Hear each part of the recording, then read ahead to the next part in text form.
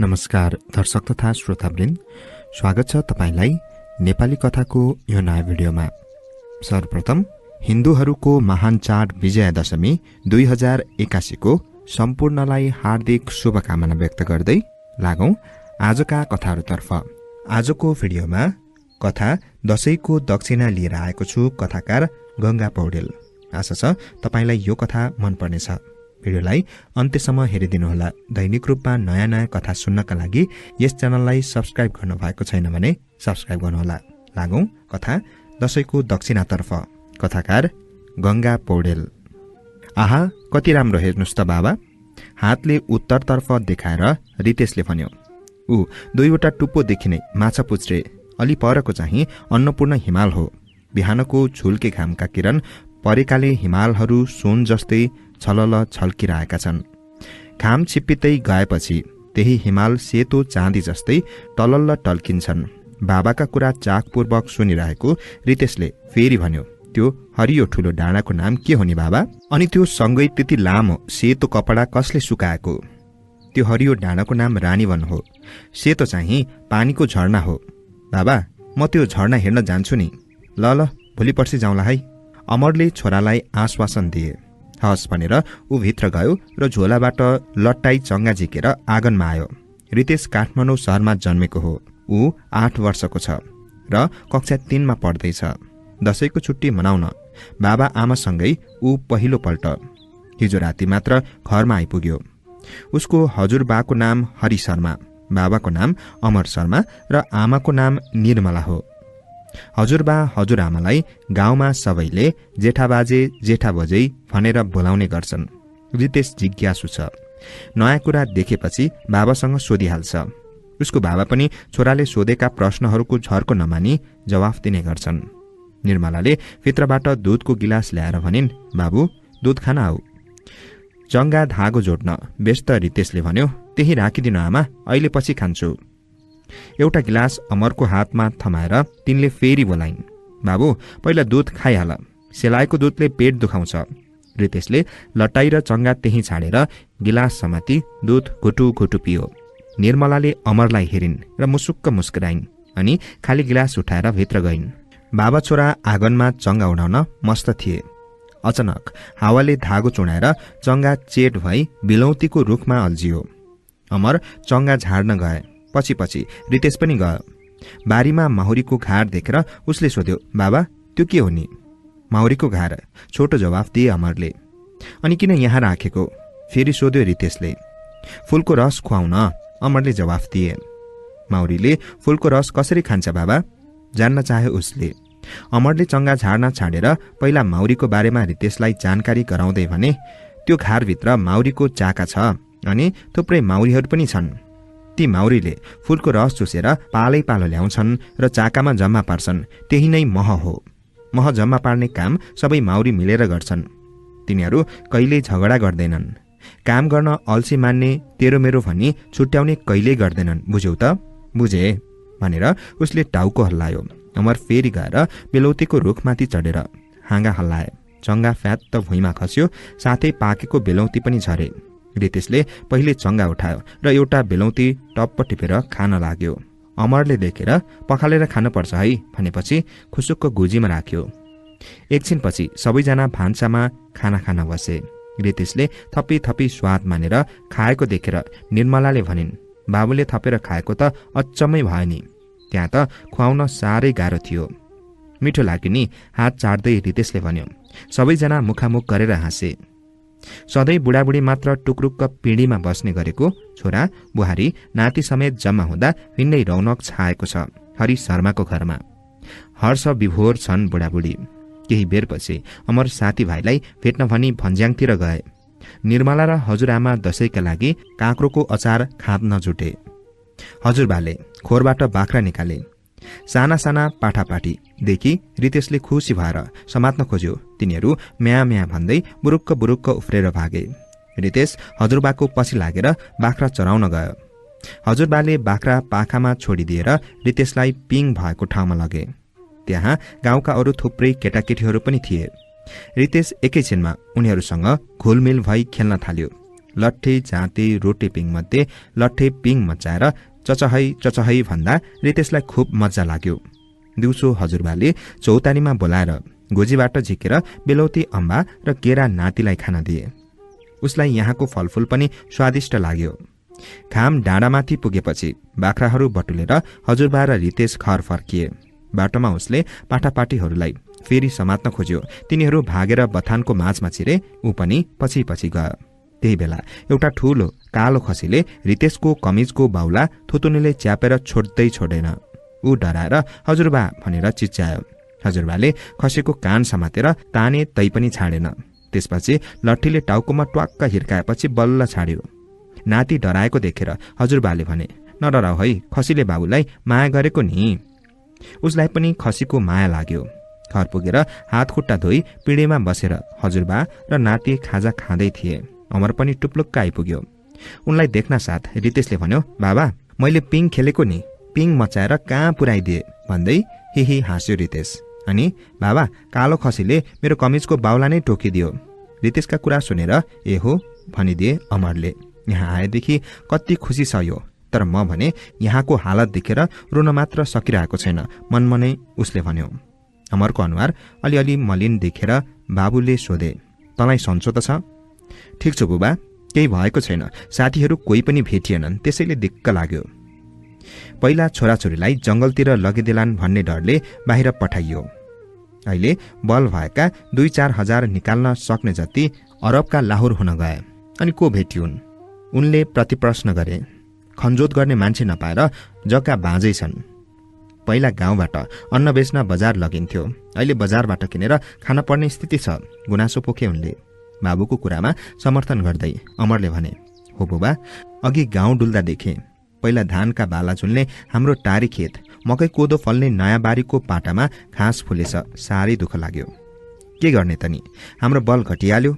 अचेल स्कुलमा 2-4 अक्षर पढेकाहरू खेती नगर्ने भन्छन्। यसरी कृषि पेसा उपेक्षित हुने हो भने भविष्यका पुस्ताले के खाएर बाँच्छन् कुन्नी?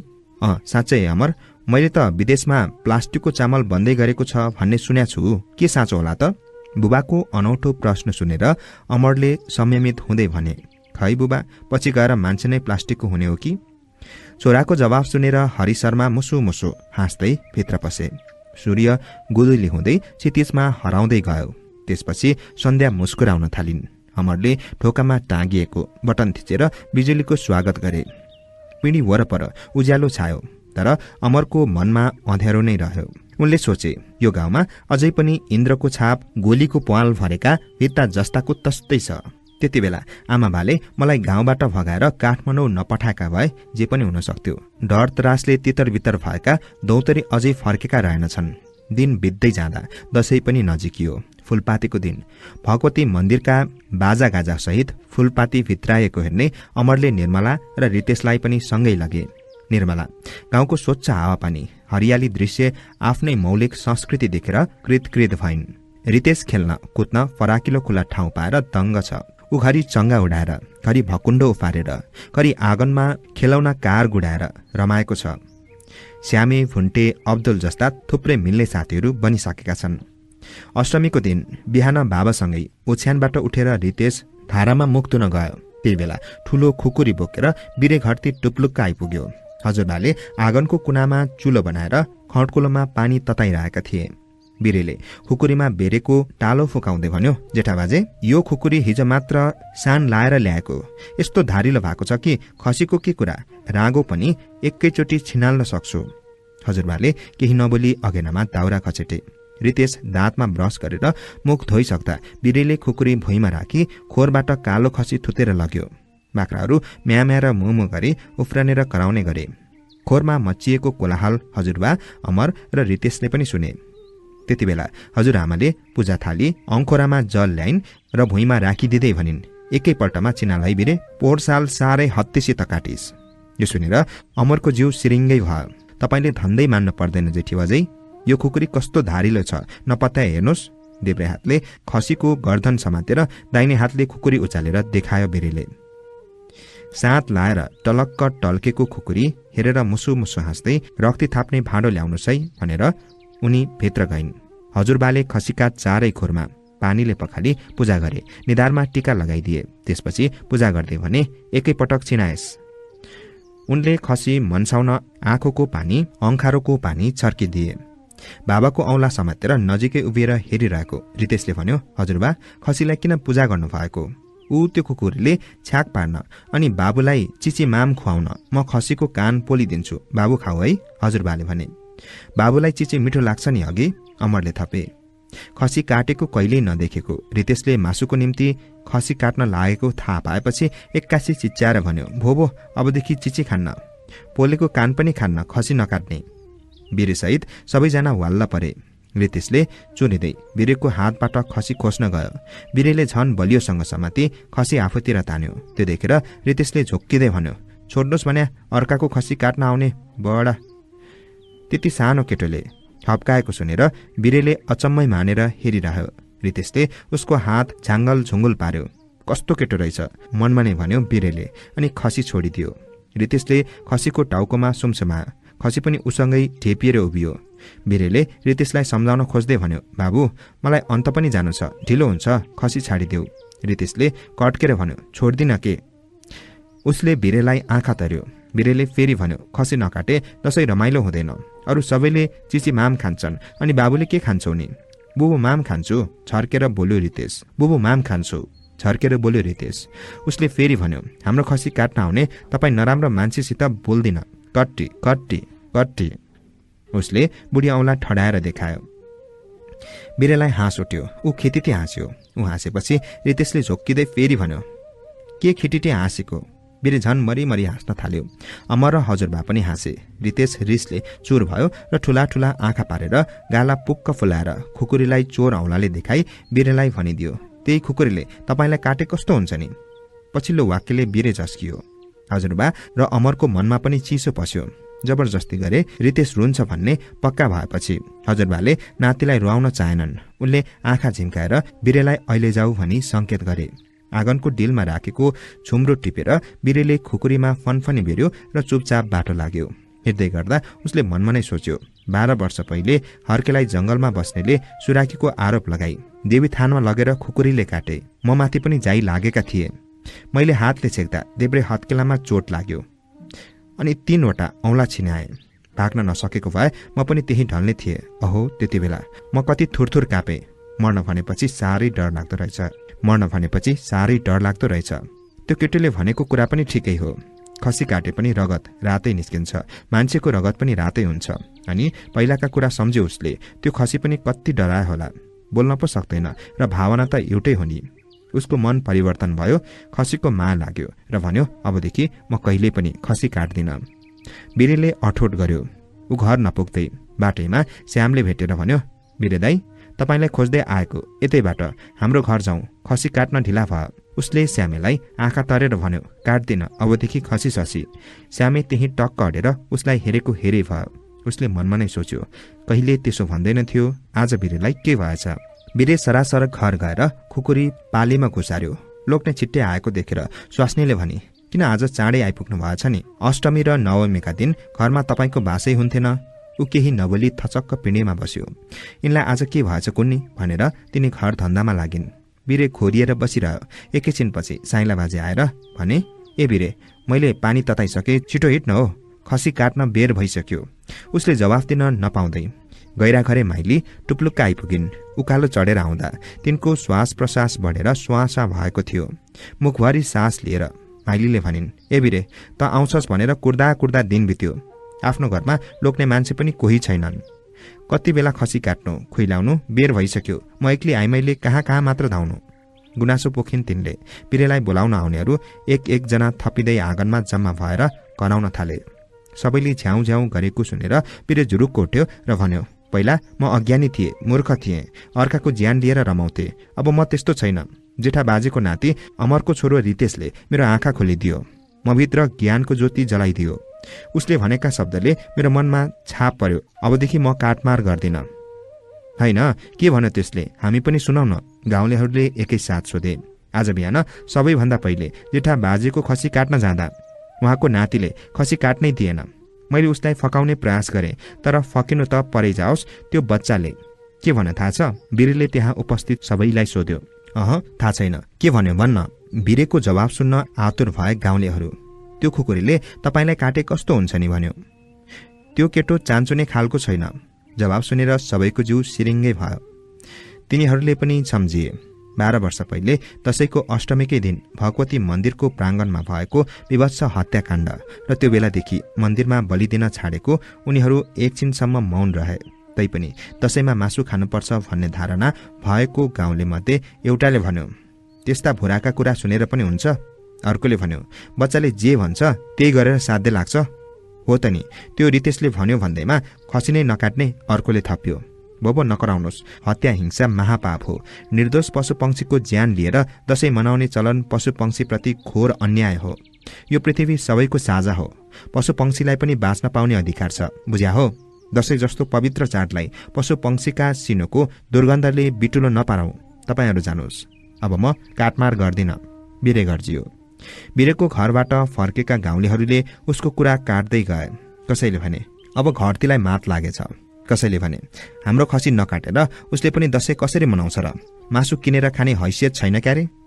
उही गाउँलेको खसी काटेर भाग बटुलेर घर लाने त हो नि। उसका बुढालाई पनि खुवाउनु पर्ला। आज नकाटे भोलि त लुखुर लुखुर आएर खसी काटिदिन्छु भन्ला नि।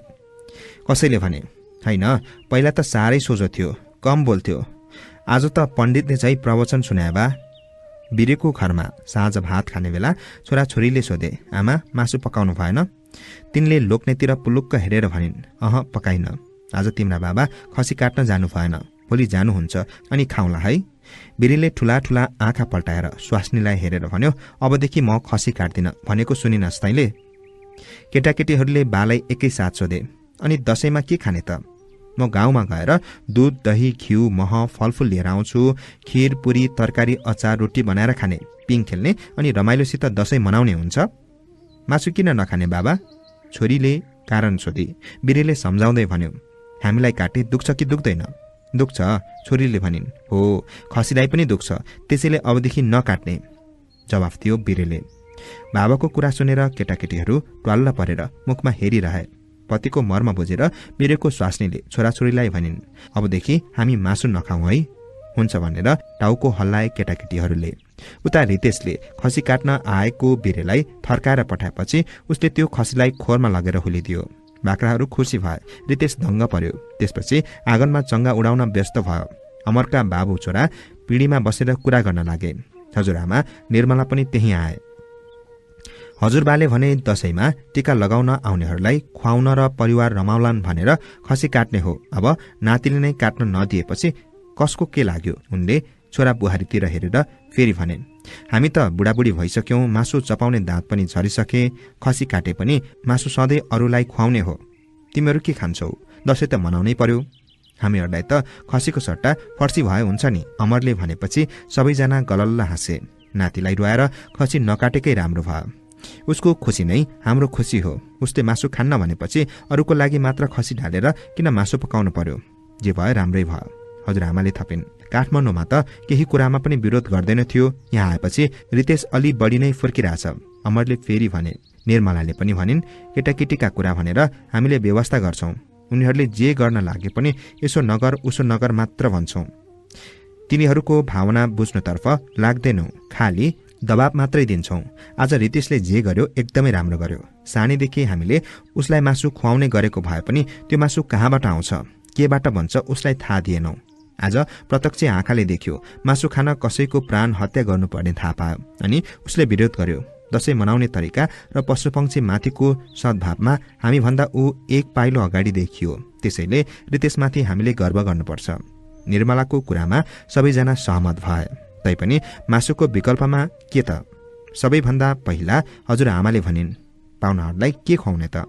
निर्मलालाई थरीथरका मिठाई बनाउन आउँछ, त्यही खान दिने अमरले प्रस्ताव राखे। हो, हजुरबाले समर्थन गरे। निर्मला र अमर खुसी भए। वीरेले नवमीका दिन पनि खसी काटिदिन्छ कि भनेर पर्खेका गाउँलेहरू उसको आँगनमा फेरि जम्मा भए र भने, हेर वीरे, गाउँमा अब तबाहेक खसी मार हान्ने कोही भएनन्। त जति बलियो तन्नेरी पनि अरू कोही छैनन्। बुढाबुढी आइमाई केटाकेटीले काट्ने कुरै भएन। चाडको बेला अर्को गाउँमा मान्छे खोज्न जान पनि सकिएन। त्यसैले रातिसम्म भए पनि आएर काटिदे, हेर, नत्र त यस सालको दशैं खल्लो हुने भयो। अर्कोले भन्यो, हाँस, कुखुरा, सुँगुर खानेले मात्र मासु खान पाउने भए, खसी खाने जति जिल्लराम, मासु नै खान नपाएपछि के को दशैं मनाइ भएर।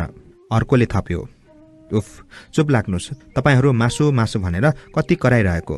दशैं जस्तो पवित्र रमाइलो चाडलाई त छन, हत्या, हिंसारहित बनाउनु पर्छ, बुझ्नुभयो? त्यति मात्रै होइन, यो गाउँलाई नै हिंसामुक्त बनाउनु पर्छ।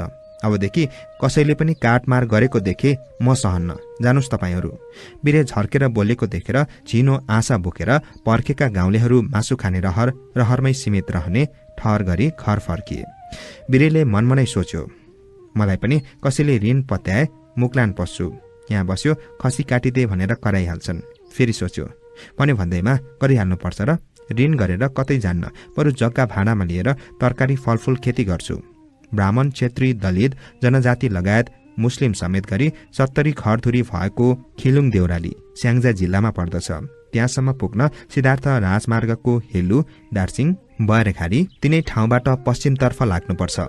अग्लो डाँडामा अवस्थित यो गाउँ पर्यटकीय दृष्टिकोणबाट अति रमणीय छ। यहाँबाट देखिने हिमाल, हरिया डाँडापाखा, आदि खोलाको दृश्यले मनै लोभाउँछ। घरै पछि माउरीको खार भएको यो गाउँ मह गाउँको नामले पनि चिनिन्छ। केही वर्ष यता छुवाछुत जस्तो जातीय विभेद घटेर जाँदा मानिसमा आत्मीयता बढेको छ। रितेशको धेरै साथीहरूमध्ये अब्दुल मुस्लिम हुन्।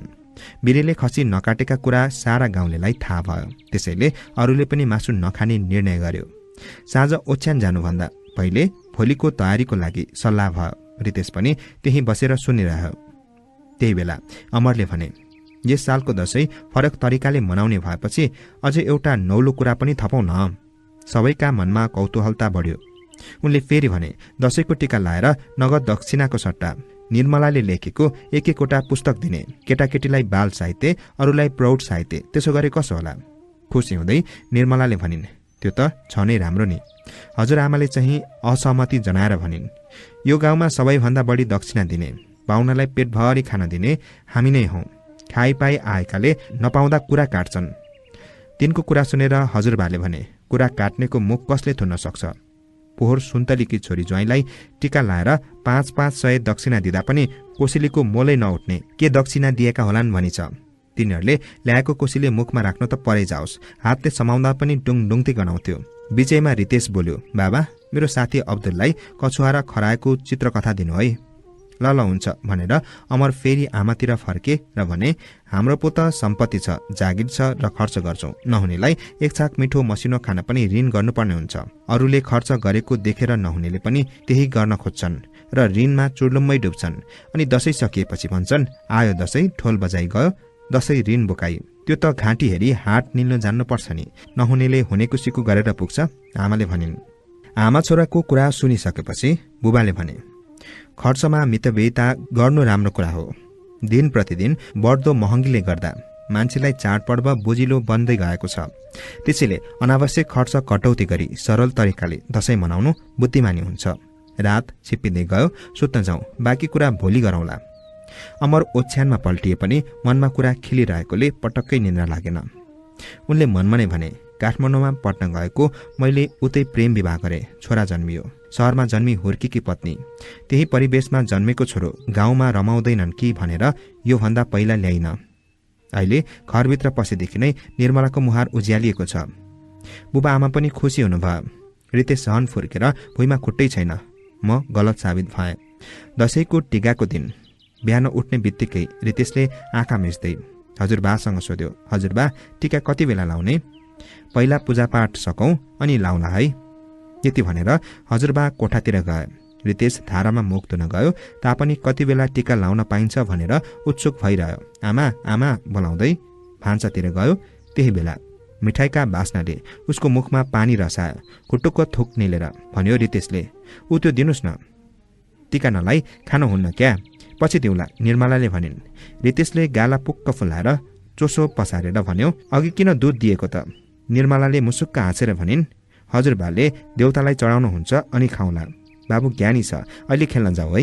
आमाले भनेपछि ऊ खुरुक्क गयो। हजुरआमाले पिँढीमा गुन्द्रीमाथि गलैँचा बिछ्याइन्।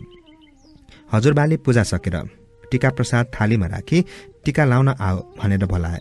रितेश कुद्दै गएर हजुरबाको अगाडि बस्यो। आमाले छोरालाई तान्दै भनिन्, दशैंको टीका रोल अनुसार हुन्छ, तिम्रो पछि पालो आउँछ बाबु। पहिला कसले लाउने त? रितेशले सोध्यो। हजुरआमाले। हजुरआमा हामीभन्दा ठुलो हो कि होइन? उसले हो भनेर टाउको हल्लायो। रितेश कति बेला टीका लगाउन पाइन्छ भनी व्यग्रताका साथ पर्खिरह्यो। पालो आएपछि खुसी हुँदै टीका थाप्यो। हजुरआमाले एकैसाथ निधारभरि टीका लगाएर आफ्नो प्यारो नातिलाई मनभरिको आशीर्वाद दिए। रितेशले सबैको निधारभरि टीका देखेर हातले आफ्नो निधार छाम्दै भन्यो, कति ठुलो टीका हो कि बाबा? हो बाबु, हाम्रो गाउँमा ठुलो दशैंमा टीका पनि ठुले लगाउने चलन छ। आज लगाएको टीका फाल्नुहुन्न नि। जतन साथ राखेर आजको रात कटाउन सक्यो भने भोलि बिहान निधारमा जति टीका रहन्छ त्यति नै भाग्य वृद्धि हुन्छ भन्ने भनाइ छ। अमरले टीकाको महत्व बताए। घरका परिवारले टीका लगाइसकेपछि केही गाउँलेहरू आइपुगे। त्यही बेला बिरे पनि टुप्लुक्क आइपुग्यो। उसलाई देखेर सबैले मुखामुख गरे। रितेशले पनि देख्यो तर केही भनेन। हजुरबा आमाले पालै पालो टीका लगाइदिए। हिजो राति सल्लाह गरे अनुसार दक्षिणा पैसाको सट्टा किताब दिन चाङ मिलाएर अमरले नजिकै राखिदिए। तर हजुरबाले टीका लगाएर आशीर्वाद मात्र दिए। सधैँ दक्षिणा भने हातभरि पैसा थाप्ने बानी लागेका गाउँलेहरूले दिन्छन् कि भनेर एकछिनसम्म खरी जेठा बाजे करिब बजेको मुखमा हेरिरहे। जेठी बजेले अप्ठ्यारो मानेर पतिको मुखमा हेरिन्। हिजोको सल्लाह बिर्सेको हो कि भनेर। अमरले बुबा भनेर बोलाए अनि किताबतिर औँलाले देखाएर दक्षिणा दिनु भनेर संकेत गरे। दक्षिणाको प्रतीक्षामा बसेका गाउँलेहरूतिर हेरेर हजुरबाले भने, मैले अज्ञानतावश दशैं जस्तो पवित्र पर्वलाई योभन्दा पहिले नगद जिन्सी सहित साट्न खोजे। टीका लाएर सबैभन्दा बढी दक्षिणा बाँडेर धाक जमाए। अबदेखि मबाट त्यस्ता गल्ती हुने छैन। मानिसलाई धन सम्पत्ति पदले होइन, ऊ भित्रको असल विचारले सधैँ आदरणीय बनाउँछ। त्यसैले टीका लाएर आज शुद्ध पवित्र मनले आशीर्वाद शुभकामना अर्पण गर्दछु। यो नै मैले दिएको अमूल्य दक्षिणा सम्झी स्वीकार गरिदिनु। जेठा बाजे बदलिएको देखेर छक्क परे गाउँलेहरू। उनले दक्षिणा लगेर घरमा अरूलाई टीका लाएर त्यही पैसा दिने त्यहाँ धेरै थिए। उनीहरू खिन्न भएर भने, बाजे पो ठुलो मान्छे हुनुहुन्छ, जे गरे पनि सुहाउँछ। हामी गरिबलाई टीका लाएर दक्षिणा पनि दिन सकेनौं भन्दैनन् भनेर चिन्ता व्यक्त गरे। हजुरबाले सम्झाउँदै भने, हो त्यो भन्न नपाउन् भनेर मैले यो कदम चालेको हुँ। नहुनेले हुनेको नक्कल गर्ने हाम्रो समाजमा दशैं दशा भएको धेरै देखियो। यदि हुनेले नहुनेलाई समेत मिल्ने चलन चलाए दशा नभएर दशैं सबैको लागि उत्तिकै हर्षोल्लासपूर्ण बन्न सक्छ भन्ने सोचेर नै यो नयाँ चलनको सुरुवात गरेको हुँ। कुरा गर्दा गर्दै टीका लाउन आउनेको भिड भयो। निर्मलाले खानेकुरा तयार पारी भाँडाभरि राखेर पिँढीका छेउमा लहरै राखिन्। खाली प्लेट गिलास पानी पनि राखिन् र टीका लगाइसक्ने जतिलाई खान बोलाइन्। भाग नछुट्याएको देखेर उनीहरू अल्मलिए। निर्मलाले प्लेट हातमा दिन् र भनिन्, आफै झिकेर मन लागे जति खानुहोस्। अगाडि पढ्नेले असजिलो माने पनि पछिकोले भने आफ्नै हातले झिक्न पाउँदा दङ्ग परे। खाइसकेर जाने बेलामा अमरले मान्छे हेरेर एक एक थान पुस्तक दिए। केटाकेटीहरू हातमा किताब पढ्न साथ पाना पल्टाएर पढ्न थाले। रङ्गीचङ्गी आवरणसहित भित्र राम्रा राम्रा चित्रहरूले सजिएका पुस्तक पाउँदा उनीहरू दङ्ग परेर काखीमा च्यापेर लगे।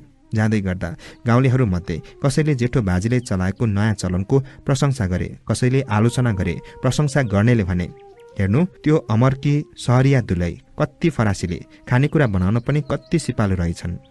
शाकाहारी भोजनबाटै तृप्त मिल्छ भने किन मासु खानु पर्यो? हो त नि, त्यो रितेशले बिरेलाई खसी काट्न नदिएर ठिकै गरेछ।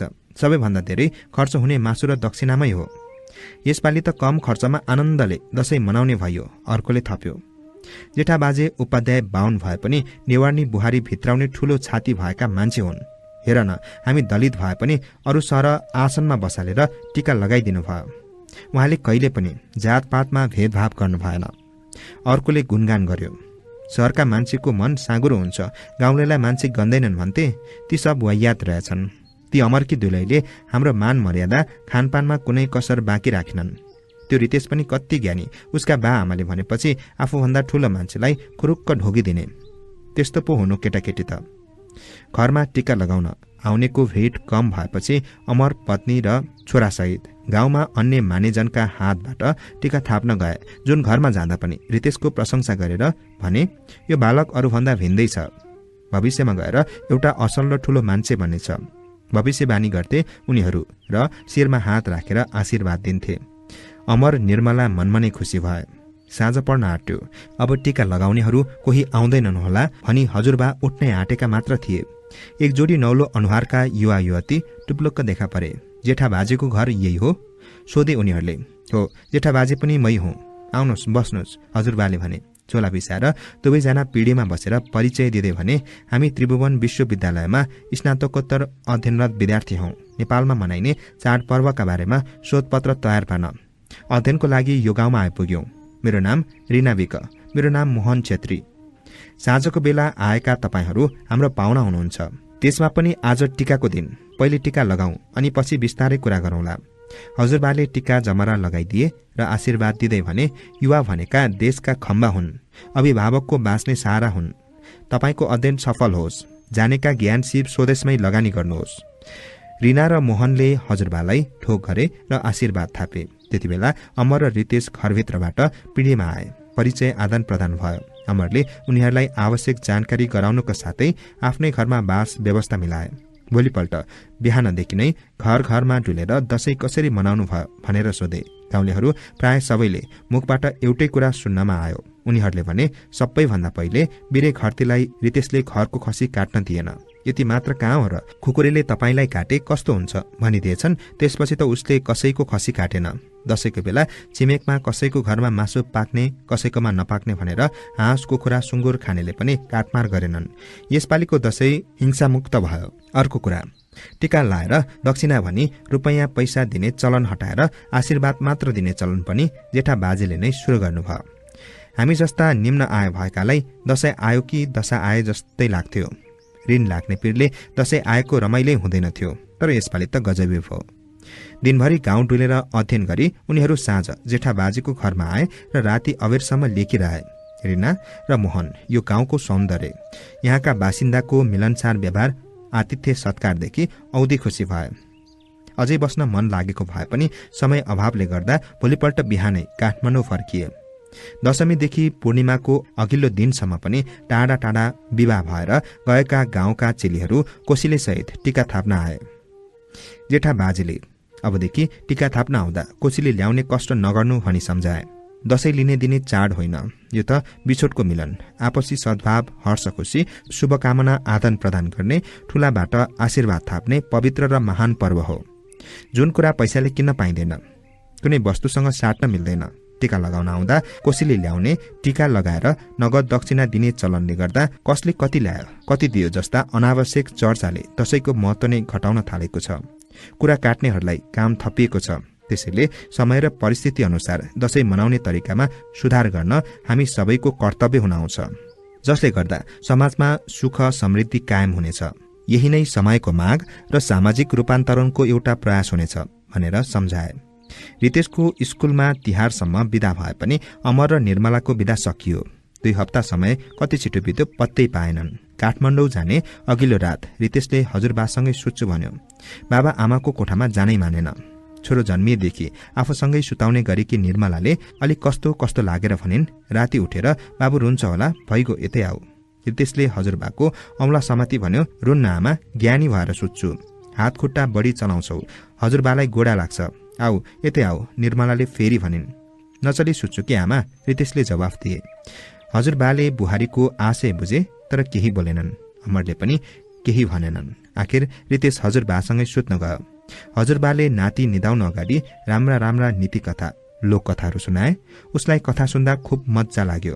रात छिप्पिँदै गएको देखेर हजुरबाले भने, अब सुतौं, भोलि पर्सि फेरि सुनौला है।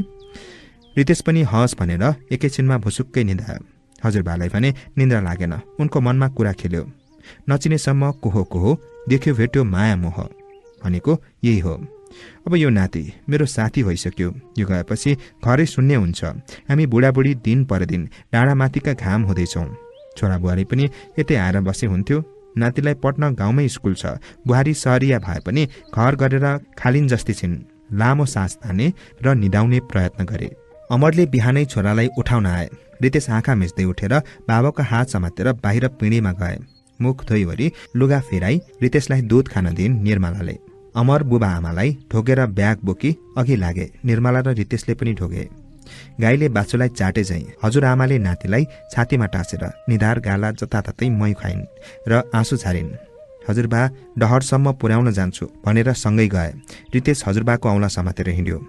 डहरमा पुगेर छुट्टिने बेलामा रितेशले हजुरबाको औँला चपक्क समातेर छाड्दै छाडेन। अमरले छोराको हात समातेर तान्दै भन्यो, काठमाडौँ पुग्न ढिलो हुन्छ, आऊ फेरि अँधेरो भएपछि ट्याक्सीले दोब्बर तेब्बर भाडा माग्छ।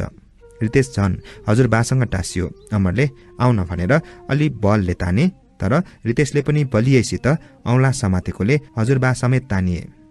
बाबा छोराको तानातान नजिकैबाट हेरिरहेका निर्मलाले एउटा जुक्ति निकालेर भनिन्, बाबु हजुरबालाई जी गर। रितेशले तुरुन्तै जी गर्यो। हजुरबाले आशीर्वाद वर्षाए। छोरो अब आफूसँग आउला भन्ने आश गरेकी थिइन् निर्मलाले, तर उसले फेरि हजुरबाकै औँला समात्यो। अमर अलि रिसाए झैं गरी बोले, किन अटेरी भएको, खुरुक्क हिँड। जान्न, म हजुरबासँगै बस्छु, त्यहाँ खेल्ने ठाउँ छैन, कथा पनि कसैले सुनाउँदैन, खाली पट्न मात्र भन्नुहुन्छ।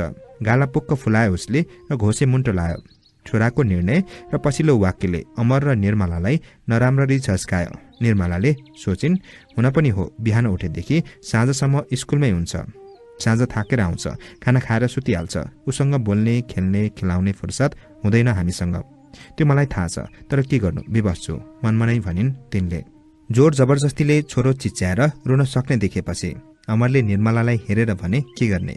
बाल मनोविज्ञानमा स्नातक निर्मलाले एकछिन सोचेर भनिन्, रितेशको स्कुलमा बिदा बाँकी नै छ, त्यसैले यही बसोस् न त केही दिन। रितेशको लुगा किताबहरू भएको झोला दिँदै भनिन्, हजुरबा आमालाई दुःख दिने होइन नि। झोला समातेर आमाको मुखमा हेरी मुसुक्क हाँसेर रितेशले भन्यो, हस्। अमर र निर्मलाले खल्लो महसुस गरी पाइला सारे। रितेशले बा आमालाई बिदाईको हात हल्लायो। अमर र निर्मला बाटोभरि कुरा गर्दै गए। छोरो गाउँमा रमाएको देखेर अमरलाई पनि गाउँमा आएर बस्न मन लाग्यो, तर निर्मलालाई कसरी भनौँ भनेर सोचे। उता निर्मलालाई पनि आफ्नो घर भनेको आफ्नै हो, बरु यतै बस्न पाए हुन्थ्यो, अमरलाई कसरी भन्ने होला भनेर सोचिन्। घरबाट हिँडेर ओह्रालो बाटो हुँदै भण्डार खोला पछि आँधी खोलामा आइपुगे र पुल तर्ने बेलामा निर्मलाले भनिन्, यस्तो सङ्लो खोला काठमाडौँमा भए कस्तो राम्रो हुन्थ्यो अघि। उही बागमती विष्णुमतीकै हाल हुन्थ्यो नि, उही बागमती विष्णुमतीकै हाल हुन्थ्यो नि। जवाफ दिएर अमरले फेरि भने, निर्मला यदि तिमी गाउँमा बस्नु परे बस्न सक्छौ। यो गाउँमा मात्र होइन, पृथ्वीको जुन कुनामा पनि तपाईँ बसेको ठाउँमा म रमाउन सक्छु, तिनले भनिन्। त्यसो भए हामी जस्ता युवाको गाउँमा कति आवश्यक छ देखिहाल्यौ। अब काठमाडौँ गएर अफिसको सबै काम मिलाई हामी गाउँ फर्कौँ। तिमी स्कुलमा काम गर्न सक्छौ, म गाउँमा सहकारी खोल्छु, केटाहरूलाई विदेश जान रोकेर कृषि विकास अघि बढाउँछु। पतिको प्रस्तावमा सहमति जनाउँदै निर्मलाले भनिन्, भइहाल्छ नि। दशैं बिदा पछिको पहिलो दिन अफिस पुगेर हाजिर गरेर अमर आफ्नो कोठामा आए। टेबलमा केही पत्रिका थिए। उनले एउटा दैनिक पत्रिका उठाएर शीर्षकहरूमा सरसते आँखा दौडाए। दशैंको दक्षिणा र खिलुङ गाउँ भन्ने शीर्षकमा टक्क अडिए, अनि त्यसको मुनिका हरफहरू पढ्दै गए। यहाँ रिना विक र मोहन छेत्रीले शोधपत्र तयार पार्ने क्रममा स्याङ्जाको खिलुङ देउराली पुग्दा देखेको यथार्थ कुराहरूको विस्तृत वर्णन छापिएको थियो। पत्रिकामा आफ्नो गाउँघर परिवार सदस्यको नाम समेत उल्लेख भएको देखेर अमर खुसीले बुल्लुक्क उफ्रेर निर्मलालाई फोन गरे। यो रहेको थियो कथा दशैंको दक्षिणा। कथाकार गंगा पौडेल। तपाईलाई कस्तो लाग्यो कृपया प्रतिक्रिया दिनुहोला भन्दै आजको कथा बसाइबाट म कथावाचक जमिन राईलाई बिदा दिनुहोस्। नमस्कार।